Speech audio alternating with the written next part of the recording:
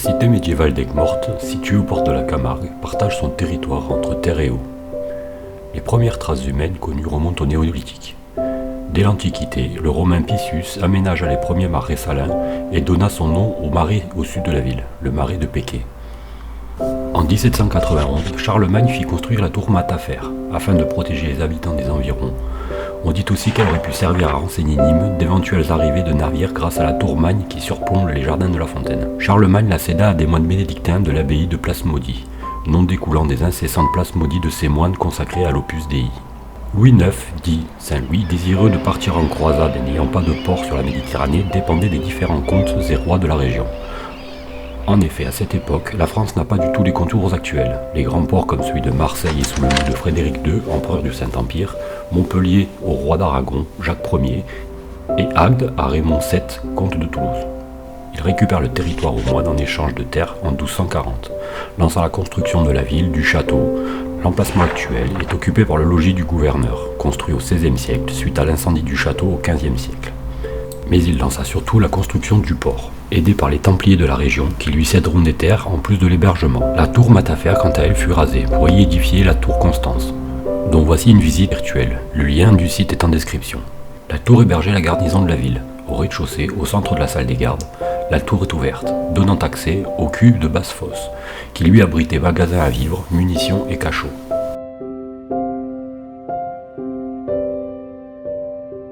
Enjambant la seule route de la ville, voici la tour Carbonnière, abritant une garnison, son châtelain, et qui fut équipée par la suite de 4 pièces d'artillerie. L'objectif étant de garder la seule route, mais aussi, plus tard, de péage.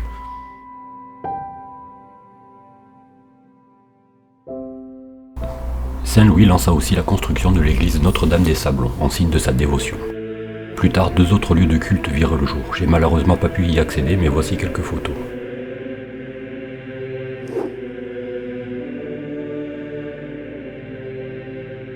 Les chapelles des pénitents gris, construites aux environs de 1400, et celles des pénitents blancs en 1668. Les pénitents sont une confrérie catholique et laïque qui a pour but de faire don de soi à l'autre. En effet, au XIIe siècle, la notion de pénitent pour le rachat de ses fautes évolue, d'où le pape Alexandre III à l'occasion de la confirmation du statut de l'ordre militaire de Santiago. Il y a des pénitents de différentes couleurs, blanc, noir, gris, rouge, bleu, vert, mauve, couleurs attribuées aux différents groupes en fonction de ceux déjà présents dans le diocèse. Chronologiquement, le blanc est pour le premier et le noir pour les seconds.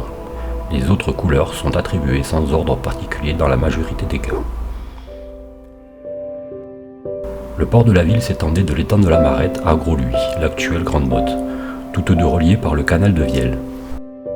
Saint-Louis mourra de maladie à Tunis lors de sa deuxième croisade en 1270, sûrement de dysenterie. C'est son fils, le roi Philippe le Hardi, qui ordonna la construction des remparts en 1272, suivant les plans déjà établis par son père. Les remparts ceinturent la ville sur 1634 mètres, elle comporte 10 portes. Les travaux ne s'achèveront que 30 ans plus tard grâce à Philippe le Bel.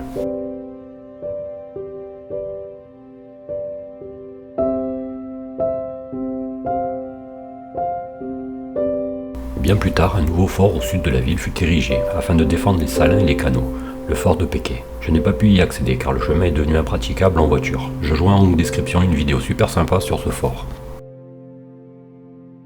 En plus de son côté militaire, la ville jouit de son port de commerce, obtenant le monopole en 1278 pour les importations et exportations du royaume, lui offrant une certaine prospérité. Mais dû à l'ensablement récurrent du canal, d'importants travaux furent lancés au XVe siècle. L'ancien port de Gros-Luy est remplacé par celui de Gros de la Croisette.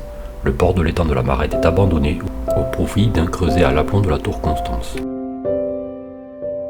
Mais la géopolitique faisant, celui-ci perdra d'importance lors du rattachement de la Provence au royaume de France, le port de Marseille étant bien plus important. C'est l'exploitation du sel qui décida François Ier en 1532 d'entreprendre des travaux pour relier Aigues-Mortes à la mer par le chenal de Gros-en-Rouy. En 1574, la ville passa sous la domination protestante. Henri III accorda 2 ans plus tard 8 places de sûreté, dont Aigues-Mortes. Mais en 1685, suite à la révocation de l'édit de Nantes par Louis XIV, la chasse aux Huguenots s'ensuit. La tour Constance fut alors transformée en prison pour les protestants de la région. En 1752, le nouveau chenal du Grau du Roi est enfin ouvert, afin de résoudre temporairement le grand problème de l'ensablement. qui sera finalement résolu définitivement un demi-siècle plus tard grâce au canal du Rhône à Sète. Après la Révolution française, la ville changea de nom pour Port-Pelletier et faillit disparaître dû à l'intensification du labeur et des défrichements rendus possibles par l'abolition des privilèges. En 1804, le préfet de Baran écrivit ces mots. Un désir immodéré de recueillir a multiplié ces défrichements depuis 1790. L'avidité de jouir a dévoré en peu d'années la ressource de l'avenir. Les montagnes, ouvertes par la charrue, n'ont bientôt montré qu'un roc nu et stérile. Chaque sillon est devenu un ravin. La terre végétale, entraînée par les orages, a été portée dans les rivières, et de là dans les parties inférieures, où elle sert chaque jour à l'atterrissement des parties les plus basses et les plus marécageuses. La ville connaît une ère plus prospère en 1856. La Compagnie des Salines du Midi regroupe les salines éparpillées et redéveloppe la production du sel. Et en 1875, avec la création d'un vignoble à l'abri du phylloxéra, un insecte qui décima les vignes françaises au XIXe siècle qui n'aiment pas les terres sableuses.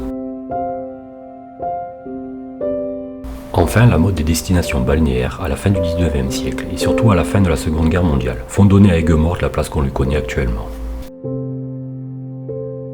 Et voilà les loups, j'espère que cette vidéo vous aura plu, pensez à vous abonner, ça serait sympa. Puis à bientôt, ciao ciao.